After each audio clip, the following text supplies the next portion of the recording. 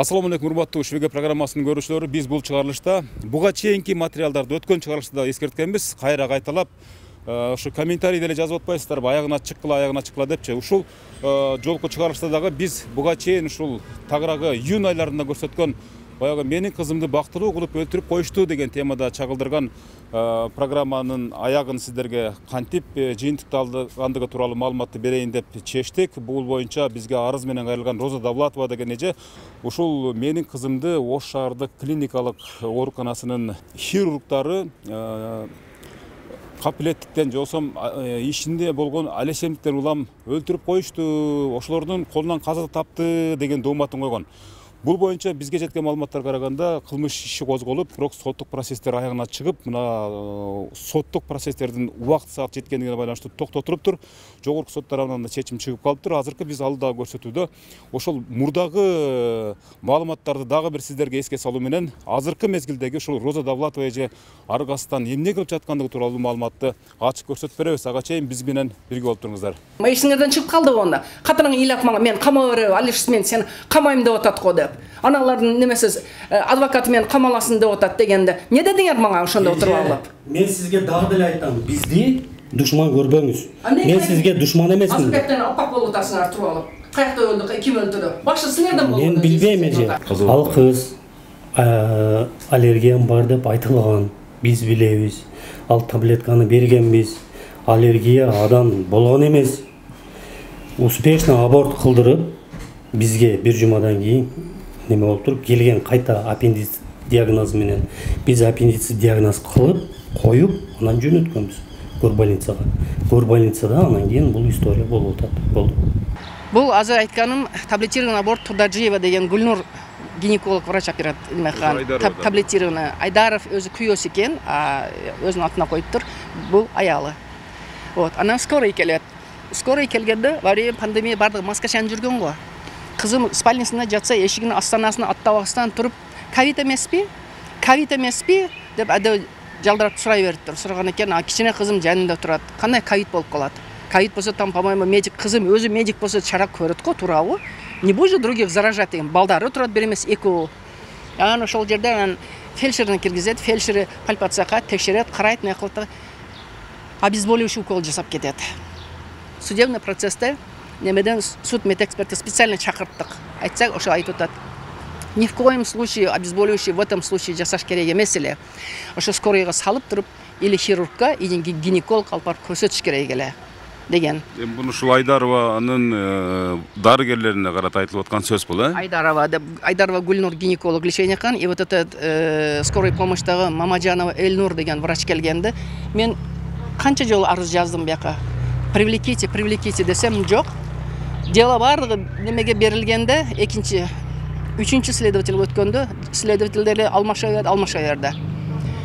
Алишев Акыл деген следователь лично өзү мени айтып атпай, эже 95-жыл кыз экен скорый помощьтагы. Эмне кыласыз анын немесин турмушун сындырып, неме кылбай эле кое бербейсизби? Ойлонуп көрүңүз. Жөн обезболивающий жасап тургу, там аллергия бере турган эчтеке эмескен го дейт. Мен аллергия берет дегеним жок. Обезболивающий эмнеге берет деп атам. В этом случае ушу хирургияга или больницага барыш керек эле. Эмнеге алып кетпейт? Мен ошонусун сурап атам кыздан десем, ойлонуп көрүңүз. Арызыңызды жазбай эле кое бериң кызга. Ол алар чакырбай эле кое эле защита не кылды буларды. И бияка чакыртпай койду. Ушул жерге прокуратурага келип уже 2-3 жыл арызын жазып шикет аткан ушул жерде алыш турганын көрдүм дагы. Бүгүнкү күнгө чейин ошо эки адамды привлекать эткен жок. Прокуратура. Да, привлекать эткен жок. Областной кайрылсам, дело бул өзү шаарда болгон экен, городской прокуратура көрөт деди. Прокурордагы уже канча прокурорлор алмашып кетти. Бирисине кирсең, обещать этет, процесс болот, түгөйт, кайра келем, ушинтип эле инстанция менен инстанция жазып эле отписка болуп, игра болуп атат уже. Мына уже игра пошла. Бул акталган иш. Мына 3 жылдан бери эмнеге козголбой, эми козголуп калган билет түшүнөрсүң. Как адам катарында да мындай. Мен актан үчүн эмес. Биздин иш акталган. Жогорку текстте бар экен, акталып, анан ошол эч бир эми мен чын турам анын эмесин. Бизден кетсе бизди дамда эле патагыбызды чыгарып камап коймокто мындай жалпак менен сондай. Bizde андай жок экен менин. Честно айтайын. Айта бериң. Анан эми мындай экен. Эми сен бир нерсени ал, Bizge katışıp ketкен жок. Мен ден соолугум чың болсо сага мен толук камды түшүндүрөт элем. Бул бир Кудайдын алдында гана мен ушунда неме кылам. Биз Кудай эмес экенбиз. Биз дагы пендебиз, врачпыз. Бизге болгон нерсенин баарын кылганбыз. Үйгө чейин алып барды, скорый менен алып барды. Өзүчү үйгө барып, ой, эже, жакын этсаң тууган болуп калабыз, жакшы болобуз, андай болобуз, бир туугандай болуп калабыз деди. Телефондордун номерлерди алып атпай, мен кызымдан, мен звонить эженин немесин сурайм. Кийинки процесске келгенде, как будто он меня не знает. Бет дагы мусулманчылыкка деле жатпайт го бул. Ошондо үкөмө барганда бир молдосуна барып тур, чокнутуй молдона барып тур. Алып барса молдосу үкөмө не дейтмиш? Кызыңарды бактылуу кылып койду, неме кылбай эле кое бергиле десе, үкөм жанычып кетти. Кызым бактылуу кылып койду бу. Балдарың барбы десе, барса. Ап кел сен да балдарыңды өлтүрүп колуңду кармады, балдарың бактылуу кылып койсун. Десе баягы бактылуу кылып кой дейтмиш. Дегенден анан нар жактан ошо бир өздөрүнө келген представитель, мунаны кактын алып кел, ким алып келди муну? Бар, жок кыл деп айда беришиптир. Мен билишимче шаардык сот тарабынан ошол сиз айтып аткандай туруп күнөөсү жок деп акталды деп уккам. Анан облус сот тарабынан кайрадан аларды күнөөлүү деп тапкан деп уккам. Жогорку сот боюнча каралып атканды боюнча маалыматым бар эле. Андан кийинкилер маалыматыңыз жок. Азыр ал ишке такыр киришпейсиз бул ишке. Ал ишке биз киришпей албайбыз. Кызматка отуруп кеткениңизге байланыштуу. Мен дело боюнча комментарий бере албайм. Бул Давлатова Роза эженин ишине катышкан экен. Давлатова Роза эженин ишине биринчи станцияда башында катышкам, бирок азыр эсимде жок кандай болгон. Иш кандай кетти? Мен билбейм, кабарым жок. Потому что мен барда чечим кабыл алына элек болчу. Мына өзү жабырлануучу мыйзамдуу өкүлү билет. Өзү эже. Эмне мен интервью бере албайм. Жок, маселе эмнеге, мисалы сиз катышкансыздар соткочу, ушул башка процесстергечи. Кылмыштын ар бир адамдын өзүнүн жеке иши да, аны разглашать эте албайм. Сиз адвокат болгонсуз, ошондо сиз кайсы учурларда коргондуңуз, кантип коргодуңуз ал адамдын укуктарын? Жок, мен карасаңыз дагы айтып атам. Мен бул боюнча азыр комментарий бере албайм. Жок, адвокат болуш дедиңизби ошол мезгилде? Адвокат болуш десеңиз анда акталып тургула, сот процесси чыгып тургула. Эгер тергөөчүлөр жүрүп атат. Сотто каралып атат. Аз да каралып атат бул маселе. 22-июль күнү Ушул маселе боюнча сот процесси 22-июнда уланат. Азырынча акча көп дей албайсыз. бир нече деп айтам. Эки жакка тең комментарий бере албайсыз азыр. Азыр Туйбаев качан өзү катышабы катышпайбы эртең? Аны билбейм, ал ооруканада жаткан, чыгабы чыкпайбы айта албайм, аны өздөрү врачтар билет. Жок, эгер сот болсо дейм да, мисалы сиз адвокатсыз, коргоочусуз, мыйзамын жакшы билесиз. Мисалы сот процессинде ошол айыпталуучулар чакырылыш керекпи өзү же?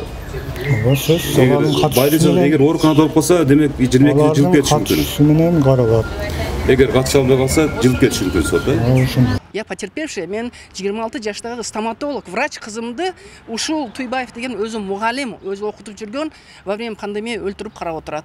Еще мен неме кылып караштырып көрсөмчү, после аппендицита мен ойлодум, только Россияда ушундай кылат депчи. Мен 17-жылы өтүм алдыргам да, Москвада, Низклифосовскада. Ошондо жанымда бир тяжелый аялды алып келген, худенькая такая. Аппендицит жарылып кеткен, перитонит болду. Менин кызым деле перитонит болуп атпайбы? Ошол кызга мурдуна шланг салып, накопитель немеси бар эле, мындай көтөрүп жүргөн. Менин кызымда после операция кирдим, андай нерсе жок эле. Да булар көп эле нерсесин кылышпаптыр мындай айткандачы.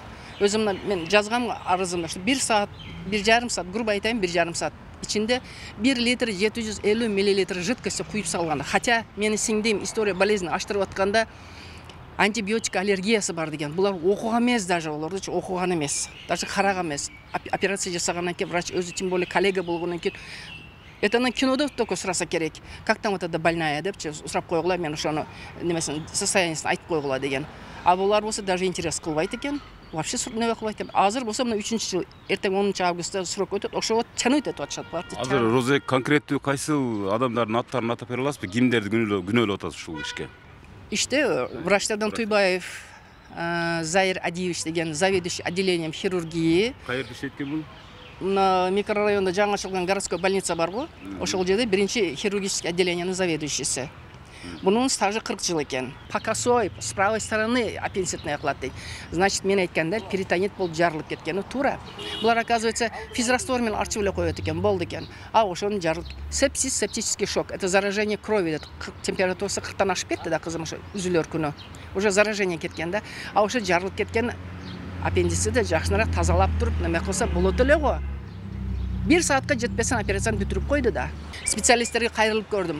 Оштон сурадым, Бишкектен сурадым, Москвадан сурадым. 5-6 саат капатетте турган нени бул 1,5 саатта куюп берип атат да.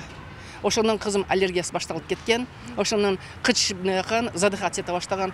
Коюп аткан көмөр алдын жууп аткы.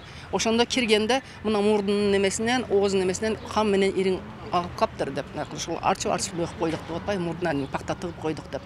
Мнеге после аппендицита ошондой немелер шлангалар койбойт бар. Мен ошо түшүнбөдүм. Мен Кыргызстанда койбойт десем, Нокенде мен таныш келин айтты, мага койгон деди. Специальный мешочек деди. Ичинде де полностью ириң, этот карабны, полностью мусор очищение болуп чыгыш керек деди. Онда кылышкан эмес булар. Бул жакта судебный процессте гистология бергенсиңерби деди. Бергенбиз. Булар во время пандемии иштеген эмес. Жабык болгон дедиле, адвокат запрос жазып, письменный документ, азы документ не кылат го. Олардын ответи келди, что во время пандемии 24 часа в сутки лабораториясы иштеген, запрос городской больницадан на гистологию келген жок деп. Ушундай ответ келген. Экспертиза бар, республиканский экспертиза немеси бар, кагаздары бар. Ошолорду биринчи инстанциядан Курманбеков деген эмне буларды оправдывать этти. Мен биринчи инстанцияда буларды актап чыгарып бердиби? Булар күнөөлүү эмес деп туруп. Хотя ушул жерде экспертизасына жазылып турат, что чакырыш керек эле, гинеколог чакырыш керек эле, хирургду чакырыш керек эле, көрсөтүш керек эле, вплоть до удаления матки жасаш керек эле, жасалбаган деп. Вот это не сделано, это не сделано, это не сделано деген. Нексигер ма өзүм азыр алып жүрөм ушу кагаздарынчы. Ошонусун дагы неме кылып алсам, акта берди. Соттон кийин кирдим. Неге актадыңыз десем, аю жок болсо акталат да дейт. О кандай ушул жерде экспертизаны булар мыйзамсыз деп чыгарды. Заведующий областным отделением судмедэкспертиза Уразалиев деген киши лично ушу сотко булар чакырган экен. Сөз бергенде мыйзамсыз деди. Баягы жерде шоковое состояние болду. Не кылышын билбей неме кылып жүрүппүн. И вот быйылкы мына 23 январда окончательно областнойда боло турган процесске ошол экспертиза чыгарган неменин республиканский центр судебно-медицинской экспертиза деген заведующисинин барып, силерде бар го запрос берилген го деп, через даже министр здравоохранения обращаться этип жүрүп, жазып суранып атып, ошол экспертти бияка алып келдик. Доказать этти, что мыйзам чегинде мына статья бар бизде деп мойнуна коюмуш болду. Бияктан сот 50 миңден экөөнө штраф в пользу государства салды. 50 миңден экөө мага моральный компенсация. Мен кызымдын өлүмү, оказывается, мен кызым всего лишь 100 миң турат экен. И то ошону азыр Верховныйга жалоба кылып барышып, ошону отменять этип келип туруп, мына бүгүнкү процесс биякта опять не состоялся. Каяк кана бу мындай неме деген акыйкатты издеп каяка барайын эми? Каяка барайын?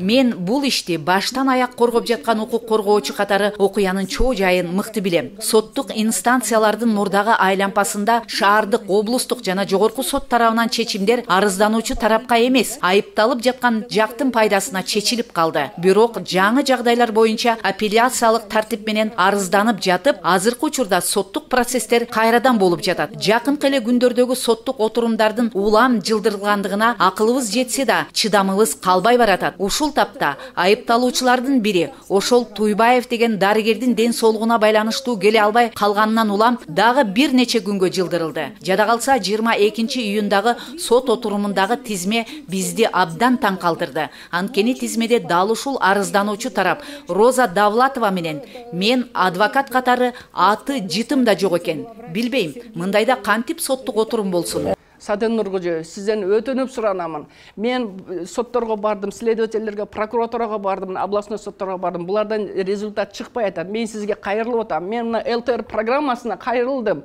Мен уже вынужден болдум. Неге деген сот мен прокуратуранын ортосунда жүрө бериптим 3 жыл ичинде эчтеке билбестен. Сизге кайрылышымды мен билбеппин. Эл көрсүн, президент көрсүн, мен кайрылышты билбептирмин. Мен эми сизге кайрылып атам. Сизден суранамын. Чарасын көрүп бериңиз. Мен сизден өтө суранамын.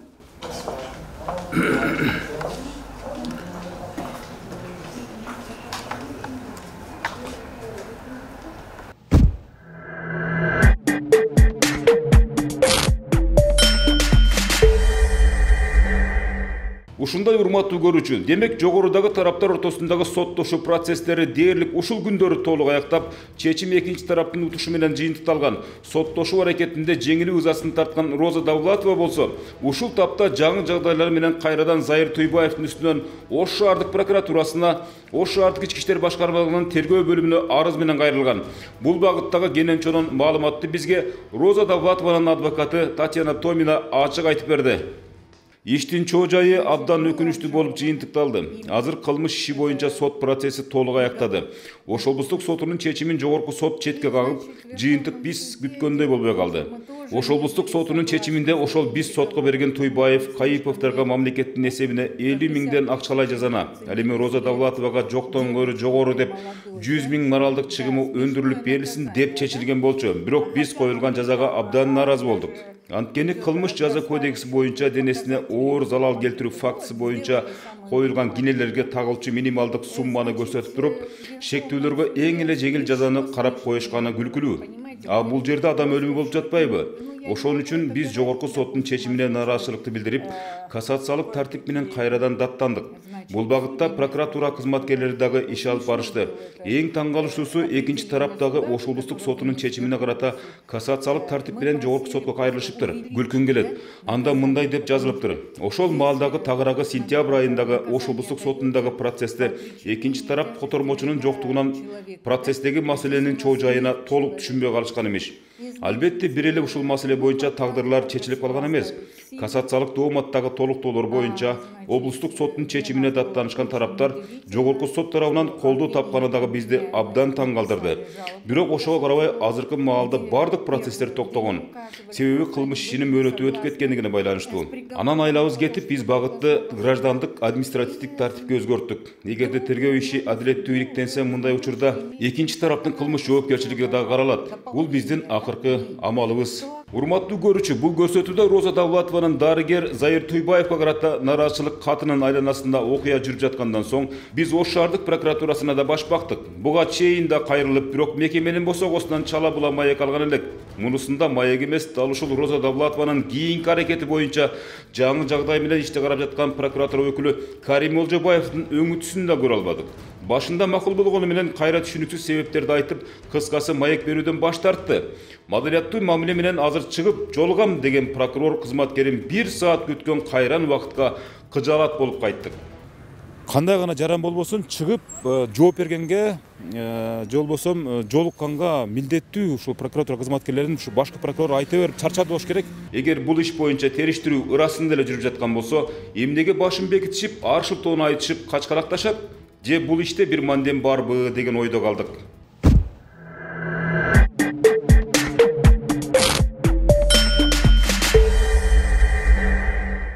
Биз кайрадан Роза Давлатованын адвокаты Татьяна Томинанын сөзүнө кулак түрөлү. Анткени ошол гана буга чейинки соттук процесстер, териштирүүлөр жана тийиштүү укук коргоо органдарынын аракеттерин мыкты билет. Кимдер кантип кандай жолдор менен амал көйлүк кылышкандарын ачык айтып берди. Облустук сотто медициналык экспертиза багытында атайын адистин фактылары менен келтирген жүйөлөрү жогорку сотто эске алынбаганына оозубуз ачылды. Ош облустук сотунда эксперттерге экинчи тараптын адвокаттары кадимкидей психологиялык чабуул жасашып, пикир келишпестиктер орун алды. Ошол күнкү соттук процесс болгондо дагы кыргыз тилинде өткөн болчу. Алардын жогорку сотко келтирген кассациялык толуктама даттануусунда ушул тил маселеси абдан чоң роль ойногон эмес. Ошентип дарыгерлерге коюлган дооматтар четинен канааттандыруусуз калып отуруп, айлабыз кетти. Ал арада Роза Давлатованын менин дагы ден соолугума доо кетти. Анткени бирибиз каза болгон кызыбыздын күйүтүн тартып чындык издеп жадасак, бирибиз канчалык факты далилдерибиз болсо дагы мыйзамдарга дал келбей жатканына нерв болдук. Улам соттук процесстердин айдан айга жылганы Давлатова үчүн минус болгону менен Туйбаевга плюс болуп жатканы айтпаса да белгилүү эмеспин. Анткени кылмыш ишинин мөөнөтү токтобой бүтүп баратат. Мыйзам боюнча эгер кылмыш ишинин мөөнөтү өтүп кетсе, анда ага чейинки тараптар ортосундагы бардык аракеттерге автоматтык түрдө бөгөт коюлат да токтотулат. Ошентип Давлатованын жана анын адвокатынын аракеттери бир нече фактыларга карабай суу кечпей калып, кийинки жаңы доомат менен кайрадан прокуратурада, милицияда тергөө башталган. Анда Туйбаевдин ооругандыгы тууралуу аныктамаларды текшерип эле сотко келбегенин аныктаган, анын ден соолугу боюнча келтирилген медициналык тактамаларды ушул тапта тийиштүү укук коргоо органдары текшерип чыгуусу боюнча атайын арыз Роза Давлатова жана анын адвокаты Татьяна Томина тарабынан берилген. Ага кошо видео материалдарды факт иретинде укук коргоо органдарына тапшырышкан. Эми ушул жолкусунда да адилеттүүлүк өкүм сүрбөсө, анда баарын Кудайга койдум дейт Роза Давлатова. Мен деле мусулманмын, альхамдулилла мусулманмын. Kur'an okup, namaz okup, no birok emi bular kırıp atsa, tegele koyuverиш керек be. Ben bolgon ekile kızım var ele. Az bir kızım kaldı. Oşu ötüp ketken kızımdan 2 balası kalgan. 6 aylık kızı kalgan. Oşu kız ele çoğmayıp kaldı. Men ona Vraç Tubayev'e düşünbeymin. Bir prosesde aytutat. Men bu ejeni birinci jolu көрүп атамын. Оказывается, мага асылып жүрүптүр дейт. 3 жылдан бeri соттошуп жүрөбүз. Мени биринчи жолу көрүп аткан. Ошондо сотторго айттым. Можете его вообще проверить на пригодность дедим. Заведующий отделением профессор бу кандай профессорлукты алды дедим. Если он мен 3 жылдан бeri мен соттошуп жүргөн. Каждый сотто мен постоянно агрессация, постоянно материть эту сөгүн урушуп жүрүп, чүтүп мына эми таштай албайм өзүмдүчү. Ондой законго деле жакпайт. Meni emotsiyam aytып, meni көрүп, угуп жүргөн бала мени акаса тааныбайт экен. Мындай айткандачы, неге тааныбайт? Неге тааныбайт? Кылмыштын мөөнөтү өтүп кеткендигине байланыштуу тиги айыпталып жаткан тарап, акыл-ачандар, врачтар соттук отурумдарга убагында келбей койгондугу үчүн жана арадан 2 жыл өтүп кеткендигине байланыштуу бул өндүрүштөн кыскартылган. Ал эми сотко барбай койгондугунун себебин бул врачтар өздөрүнүн ден соолугуна байланыштуу ооруп калгандыгы үчүн сот процессине катыша албай калдык деп тиешелүү тактамаларды берип сот процессине катышкан эмес. Эми бүгүнкү күндө жабырлануучу тараптан арыз келип түштү. Ал ошол тактамалардын чын төгүнүн териштип берүүнү сурап атат. Анткени жалган тактамаларды сотко көрсөтүп туруп, бул врач соттук отурумга келбей койду, ошондуктан текшерип бериңиздер деп арыз менен кайрылат. Эгерде текшерүүнүн жыйынтыгында ошол тактамалар жалган же болбосо жасалган болсо, жасалма документтерди жасагандыгы үчүн дагы тиешелүү жоопкерчиликке тарта болот. Жообуна тартылат. Ошол аталган врачтар. Ооба. Ошол сот процесстери аяктап, Улам Туйбаевдердин адвокаттары убакытты санап турушкан чакта, биз ден соолугуна байланыштуу дарыланууда, абдан оор акыбалда, өлүм менен өмүрдүн ортосунда турат деген медициналык аныктамаларындагы Туйбаевди ар качан ооруканалардан издеп жаттык. Ал арада видеого дагы тартууга үлгүрдүк. Анткени бул кадам биздин айла кеткендеги амалыбыз болчу. Муну эмнеге айтып жатамын? Себеби соттук процесстерге мындай учурлар абдан терс таасирин тийгизди. Убакыттын улам созула бериши алардын сонун утугу гана болду. Эми ырасында 3 жыл күрөшүп чырылдаганыбыз ден соолуктун кеткени аягында эч нерсеге арзыбай калды. Өтө оор абалда деп сотко катышпай калган учурларды Туйбаевдин артынан сая түшүп, тартып процесстерди ошол сотторго көрсөтсөк дагы, бирок баары бир алар кагазга карашып, документ сүйлөйт дешип жооп берип жатышты. Айла кеткенде жаңы жагдай менен мурда болуп өткөн соттук жүрүштөрдөгү айыпталуучу катары саналып келген Туйбаевге административдик жагдайларды эске алып, анын ошол маалдагы ооруга мезгилдеги медициналык аныктамаларына акыйкат баа берилүүсүн суранып, укук коргоо органдарына иликтөөсүн өтүнүп кайрылдык. Азыркы тапта Ош шаардык милициясы тарабынан тергөө жүрүп жатат. Ош шаардык прокуратурасы болсо көзөмөлдө. Мына ушундай урматтуу көрүүчү, биз мурдагы чыгарылышта жогоруда ататалып жаткан Заир Туйбаевден ден соолугуна байланыштуу Бишкекте дарыланып жатам дегенден телефон аркылуу гана маектешкен болчубуз. Бул жолкусунда иш ордунан жолуктуруп, ал кишинин да өзүнүн айтаар кебин уктук. Анын айтымында эгер күнөөлүү болгонумда бардык соттук инстанцияларда укук коргоо органдары тарабынан баа берилмек да. Алар тергөөнү чыныгы адискөйлүк менен жүргүзүштү. Мен эч качан тоскоолдук жараткан жокмун, же акча сунуштап акмакчылыкка барган жокмун. Кудай алдында да, пенде алдында дагы абийирим таза дейт. Мыйзамды сыйлап, экинчи тараптын дагы оюна кезек берели. Азыркы уголовный дело бүттү, Кудай берсе, ал актыгыбызды көрсөттү. Экинчи административ жалп бол бергенине мен ал каршы эмес, ал кишилердин өзүнүн укугу. Укугу. Үчүнчүдөн менин да конституциялык укугум бар, мен ооруганга акым бар.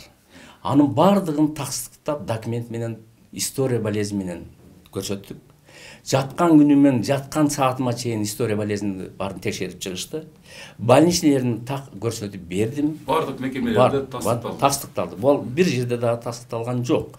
Эми аркасынан жүрдүм дегени бул өзүнүн, мен ойлойм, мен мүмкүн түшүнбөй аткандырмын. Мага айтпай, же соттун, же прокурордун, же неменин аркасына тарткан бул нарушение менин артымдан жүрөт.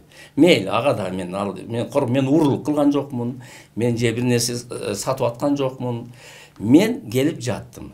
Мен ойлоймун, ал Ош-Кардия жатканында, ал болгон жок, мен өзүбүздүн больницага жатканда болгон окуяны тартып алышкан деп ойлойм. Мен көргөн жокмун дейм, мен ошону ойлойм. Себеби мен өзүмүн больницамда жаттым, өзүмүн отделениемде жаттым. Ошол мезгилде дагы ишенишкен жок, келишип ошол адвокаты кошо, чогуу өзү Давлетова Роза Давлетовна и прокурор келип мени ошол капельница алып жаткан жерин сүрөткө тартып, аныктап кетишкен. Эми себеби бул жер же закрытый, эч жака чыкпа деген учреждение болгондо больница общий чыга берет. Мына мендеги больнолор көчөгө чыгып тамактанып келишет. Туугандар келсе эшикке чыгып келишет. Бир нерсе болсо барып келе беришет. Бул ушундай нерсе. Бирок мен ошол күндөрү жатып жүрдүм.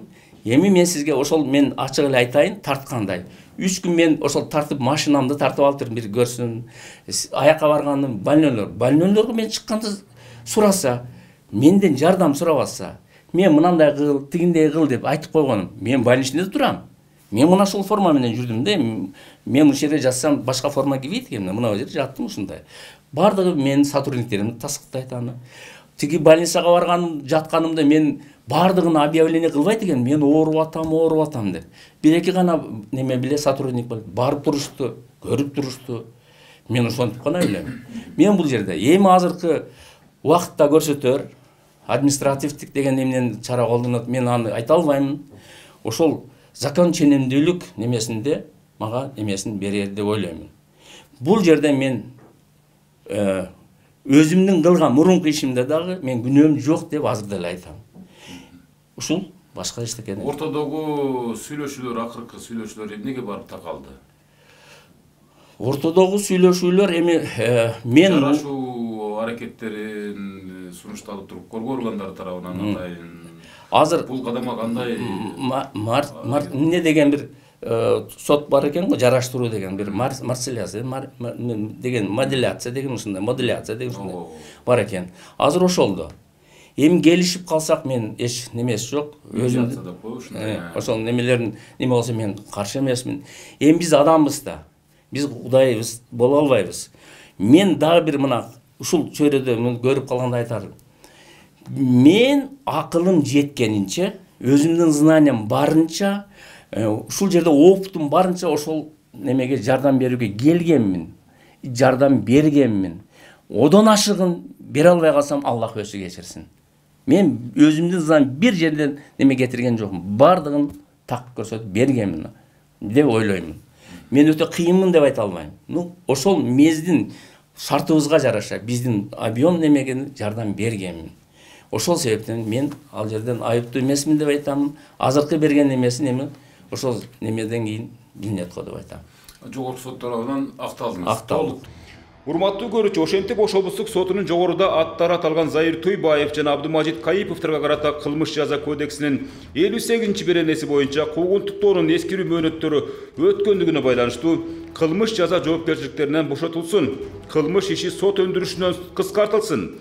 Ошол эле учурда жабырлануучунун мыйзамдуу өкүлү Роза Давлатовага материалдык жана моралдык зыяндын ордун толтуруу жагы, жарандык сот өндүрүш тартибинде чечүү жагы түшүндүрүлсүн деген чечимдерине нааразы болгон тараптын тагыраагы Роза Давлатованын акыркы дооматтары ишке ашабы же жокпу, аны убакыт көрсөтөт. Бирок баары бир шибегени капка ката албайбыз.